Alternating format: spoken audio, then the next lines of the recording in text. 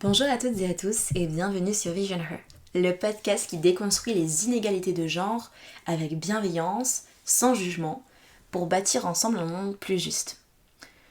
Aujourd'hui, je veux partir d'une scène très ordinaire. Peut-être que tu l'as vécue, peut-être que tu l'as observée. Une conversation entre amis. Quelqu'un mentionne le signe astrologique d'une personne pour comprendre une situation, ou dit qu'elle voit un ou une psy depuis quelques mois. Et dans le groupe, il y a un homme ou plusieurs qui soupirent, qui lèvent les yeux au ciel, qui disent « mais c'est n'importe quoi cette pseudo-science » ou « j'ai pas besoin d'aller raconter ma vie à un inconnu ». Ce n'est pas anodin, et je ne crois pas que ce soit du hasard. Ce que je veux explorer aujourd'hui avec toi, c'est une hypothèse. Une hypothèse étayée, nuancée, et qui mérite d'être posée sérieusement. Et si le rejet de l'astrologie, de la psychologie, donc de l'introspection en général, était, au moins en partie, un sexisme intériorisé? Ce n'est pas une vérité brute, pas une accusation, mais une hypothèse que les données permettent de défendre et que je veux décortiquer avec toi.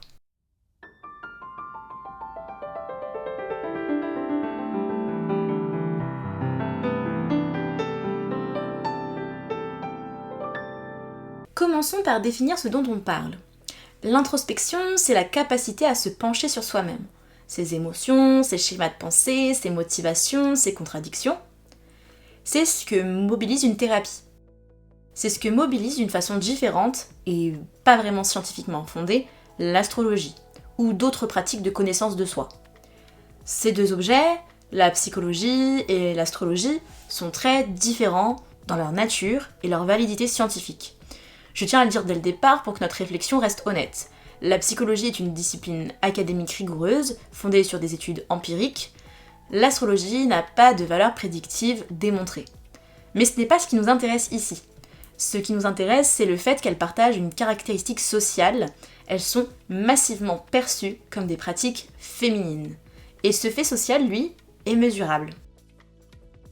Sur l'astrologie d'abord, le Pew Research Center a publié en 2025 une étude représentative menée auprès de 9593 adultes américains, montrant que 35% des femmes croient en l'astrologie, soit presque le double du taux des hommes, 18%. Les femmes de 18 à 49 ans sont particulièrement susceptibles d'exprimer cette croyance, 43%. Sur la consultation psychologique, l'écart est plutôt similaire et bien documenté dans la littérature académique. Une méta-analyse publiée dans l'International Journal of Psychology en 2025, portant sur 35 échantillons, a établi qu'un niveau plus élevé d'adhésion à la masculinité traditionnelle est corrélé à des attitudes négatives envers la consultation psychologique et à une plus grande autostigmatisation liée à ce type de démarche. Autrement dit, plus un homme adhère aux normes masculines traditionnelles, moins il consulte un ou une psy, et plus il stigmatise ceux qui le font. Ce n'est pas une opinion, ce sont des données. Pour comprendre ce qui se passe, il faut introduire un concept clé, le sexisme intériorisé. Il ne désigne pas seulement le sexisme exercé de l'extérieur par une institution ou un individu, il désigne le processus par lequel les individus, hommes et femmes, absorbent et reproduisent les croyances d'une culture qui hiérarchise le masculin au-dessus du féminin. Dans ce système, ce qui est associé au féminin est systématiquement dévalué, non pas nécessairement par hostilité consciente, mais par intériorisation progressive d'une norme culturelle. Une étude publiée dans Frontiers in Psychology sur la socialisation des stéréotypes de genre chez des enfants espagnols de 4 à 9 ans a montré que les enfants dès le plus jeune âge ont internalisé les rôles de genre traditionnels. Le rôle masculin s'est avéré plus rigide et moins malléable que le rôle féminin. En d'autres termes, les garçons apprennent très tôt et très fermement que certaines choses ne sont pas pour eux. Des travaux en sociologie du genre montrent que lorsque les enfants ne se conforment pas au rôle de genre approprié, ils font face à des sanctions négatives, critiques et marginalisation par leur père. Les garçons en particulier sont soumis à un ridicule intense en cas de non-conformité de genre. James O'Neill, psychologue à l'université du Connecticut, a développé dès 1981 le concept de gender role conflict, conflit de rôle de genre et créé le Gender Role Conflict Scale, une échelle de mesure qui fait depuis lors l'objet de centaines d'études. O'Neill a synthétisé 25 ans de recherche sur ce concept. Les conflits de rôle de genre sont fondamentalement enracinés dans une peur de la féminité et dans la crainte de ne pas être suffisamment masculin. Cette peur de la féminité est un mécanisme actif. Elle ne signifie pas que les hommes ont peur des femmes, elle signifie qu'ils ont été socialisés à éviter tout ce qui pourrait être perçu comme féminin. La douceur, la vulnérabilité, la dépendance émotionnelle, l'introspection. La théorie du schéma de genre propose que les schémas de genre sont internalisés de telle sorte que les mâles et la masculinité sont perçus comme la norme et sont plus valorisés que les femelles et la féminité. C'est dans ce cadre que les garçons apprennent aussi souvent à dévaluer la féminité. Il faut comprendre quelque chose d'essentiel. L'introspection n'a pas toujours été perçue comme une pratique féminine. Elle a été rendue féminine par des processus historiques et sociaux précis. Ian Anthony Waller, dans sa thèse soutenue à l'Université de Californie Santa Barbara, montre, à partir d'entretiens semi-directifs avec 20 participants et des données quantitatives auprès de 300 personnes, que le principal facteur d'engagement avec l'astrologie est le genre. Il soumet que l'astrologie est devenue un intérêt féminin parce qu'elle est intrinsèquement liée à la psychologie introspective sous l'effet de pression sociale catalysée par un paradigme de masculinité assertive. Autrement dit, l'astrologie n'est pas féminine par nature. Elle est devenue féminine par association avec l'introspection à un moment historique précis où la masculinité s'est construite en opposition à celle-ci. Le même mécanisme vaut pour la psychologie clinique. La thérapie, dans l'imaginaire collectif, implique de parler de soi, de ses émotions, de ses relations, de ses blessures. Ce sont précisément les registres associés au féminin dans notre culture. Résultat, consulter un ou une psy, c'est pour certains hommes risquer de se féminiser, ce qui est vécu comme une menace identitaire. Ce n'est pas une métaphore, il existe un concept clinique pour décrire le résultat de cette socialisation, l'alexithymie normative masculine. Ronald Levent, psychologue clinicien, a postulé que l'alexithymie normative masculine résulte de pratiques de socialisation fondées sur le genre, influencées par la norme masculine traditionnelle de l'émotivité restrictive. Cette norme décourage les garçons de montrer leur vulnérabilité ou leurs besoins des autres. En conséquence, les garçons sont dissuadés d'exprimer et de parler de leurs émotions vulnérables, et ne développent donc pas un vocabulaire pour, ni une conscience de beaucoup de leurs émotions. Ce n'est donc pas que les hommes ne ressentent pas, c'est qu'ils ont été socialisés à ne pas identifier, nommer, ni partager ce qu'ils ressentent. L'introspection est rendue difficile, non par nature, mais par construction. Une étude publiée dans Sex Roles, en 2025, portant sur 740 hommes cisgenres au Royaume-Uni et aux États-Unis, a établi que des normes masculines spécifiques, le contrôle émotionnel, l'autosuffisance et la primauté du travail, montrent de fortes associations avec l'alexithymie, qui à son tour nuit à la régulation émotionnelle et augmente la vulnérabilité à la psychopathologie. La chaîne causale est donc documentée. Normes masculines, alexithymie, difficulté à s'engager dans l'introspection, rejet de la thérapie et des pratiques introspectives. Jusqu'ici, on a surtout parlé des hommes, mais l'hypothèse est plus large, et c'est là qu'elle devient vraiment intéressante. Tu connais sans doute ce phénomène, la petite fille qui dit fièrement qu'elle n'est pas comme les autres filles, qui refuse le rose, qui se définit par son rejet de tout ce qui est associé à la féminité. Elle est souvent validée par les adultes, par les pères, parce qu'elle semble s'élever vers quelque chose de plus sérieux. Ce n'est pas anodin, c'est du sexisme intériorisé en action.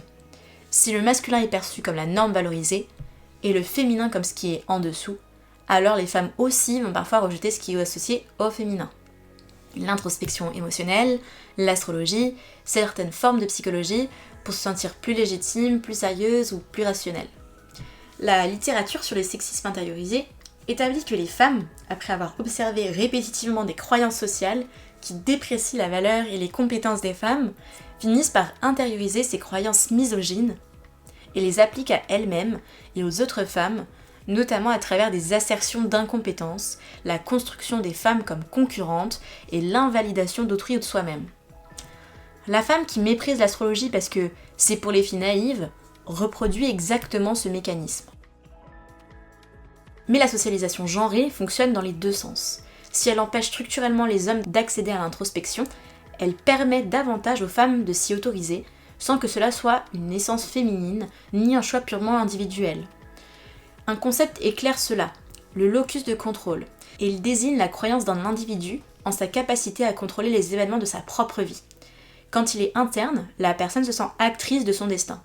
Quand il est externe, elle perçoit que des forces extérieures déterminent ce qui lui arrive. Des théories reliant le genre aux croyances astrologiques proposent que les femmes auraient tendance à avoir davantage un locus de contrôle externe, le sentiment que les événements de leur vie sont influencés par des forces extérieures. Une tendance qui serait elle-même le produit d'une société dans laquelle les femmes ont historiquement eu moins de contrôle sur leur vie. Ce n'est donc pas que les femmes seraient naturellement plus attirées par les pratiques introspectives ou mystiques, c'est que leur socialisation dans un système qui leur accorde moins de pouvoir réel les conduit davantage à chercher des outils pour comprendre et naviguer ce qui leur arrivait. Qu'il s'agisse d'une thérapie, d'un groupe de parole ou d'une lecture de thème astral. Autrement dit, le locus de contrôle externe des femmes n'est pas une explication alternative à l'hypothèse du sexisme intériorisé. C'en est une conséquence directe. Le même système qui socialise les hommes à rejeter l'introspection socialise les femmes à en avoir davantage besoin, parce qu'il leur donne structurellement moins de prise sur leur vie. Il y a un troisième mécanisme à nommer ici, qui boucle la boucle. Dès lors qu'une pratique est massivement associée aux femmes, elle perd de sa valeur symbolique aux yeux de ceux qui s'identifient au pôle masculin. Non pas parce qu'elle est objectivement moins bonne, mais parce que les femmes sont systématiquement considérées comme moins légitimes dans la hiérarchie sociale. Les travaux mobilisant les données du Pew Research Center analysent comment les structures sociales, et particulièrement les rôles de genre et les attentes qui en découlent, encouragent l'engagement des femmes avec des pratiques mystiques et comment cette association elle-même contribue à les marginaliser dans le discours rationnel dominant. Ce mécanisme vaut pour l'astrologie, mais aussi pour toute une gamme de pratiques, la méditation, les thérapies alternatives, certaines formes de spiritualité, voire la psychothérapie elle-même dans certains contextes. Dès lors qu'elles sont codifiées comme féminines, elles perdent de leur légitimité, ce qui vient renforcer la résistance des hommes à s'y engager et boucle le cercle. La résistance des hommes à consulter un ou une professionnelle de la santé mentale est l'un des phénomènes les mieux documentés dans la littérature de psychologie du genre. Une revue systématique de 82 études, publiée dans Mental Health in Social Work, a montré que des niveaux élevés de conformité aux normes de genre masculines étaient liés à un moindre recours à l'aide et à un moindre engagement dans les traitements. A l'inverse, des niveaux plus élevés de conformité aux normes de genre féminines étaient positivement associés au recours à l'aide et à l'engagement thérapeutique. La direction du phénomène est claire. La masculinité normative repousse la thérapie. Les traits associés à la féminité la favorisent. Et puisque les hommes sont socialisés à se conformer à la première et à éviter les secondes, ils se retrouvent structurellement éloignés de l'aide psychologique. Une revue systématique sur la dépression masculine et le recours à l'aide décrit un processus de double jeopardy. Certains hommes se trouvent à risque de détresse psychologique, tout en étant les moins susceptibles de chercher de l'aide pour leurs problèmes. Ces hommes tendent à nier la maladie, à supprimer les affects négatifs et à épuiser leurs ressources psychologiques et physiques internes pour éviter d'admettre des symptômes dépressifs. Ce n'est pas seulement un enjeu de féminisme, c'est aussi un enjeu de santé publique majeur. Et ce point me semble important à souligner pour ne pas caricaturer ce dont on parle. Les hommes ont des taux de suicide plus élevés que les femmes, mais sont moins susceptibles de chercher une aide psychologique. Et même lorsqu'ils cherchent de l'aide, les services sont souvent mal équipés pour répondre à leurs besoins spécifiques. La norme masculine nuit aux hommes eux-mêmes. Ce n'est pas une contradiction de le dire ici, c'est précisément ce que le féminisme défend depuis longtemps. Le patriarcat est un système qui blesse tout le monde, y compris ceux qui en tirent des privilèges. Je veux être honnête avec toi sur les limites de cette hypothèse. C'est ce que l'intégrité intellectuelle exige. Mais je veux aussi être précise.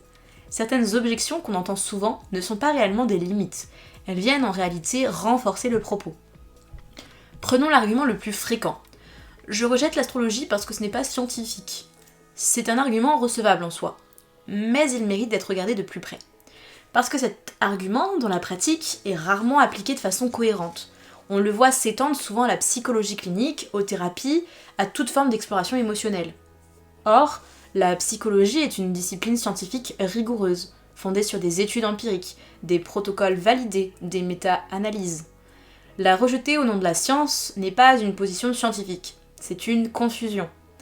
Et cette confusion est elle-même révélatrice. Ce qu'elle suggère, c'est que ce qui est réellement rejeté n'est pas le défaut de scientificité, c'est l'introspection elle-même, l'exploration émotionnelle, l'acte de se pencher sur soi. Autrement dit, opposer science et émotionnel ne constitue pas une limite à mon hypothèse, c'en est une illustration supplémentaire.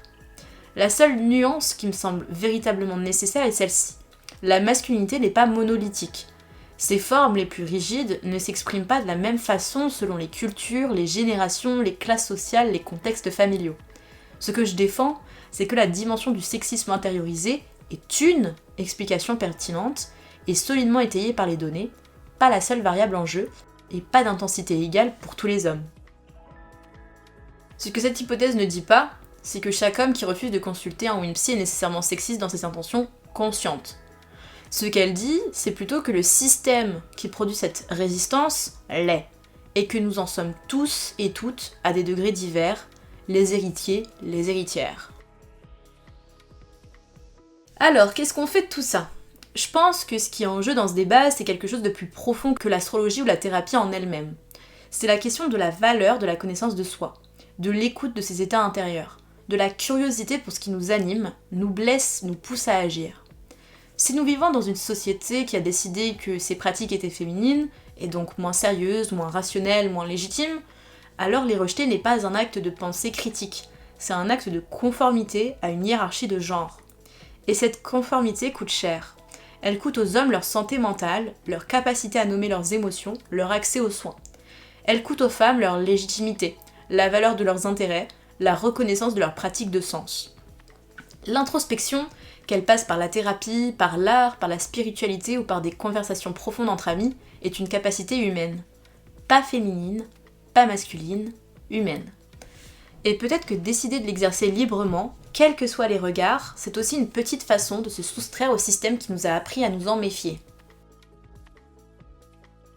J'espère que cet épisode t'a donné des outils pour penser différemment cette résistance que tu observes peut-être chez les autres ou peut-être même chez toi.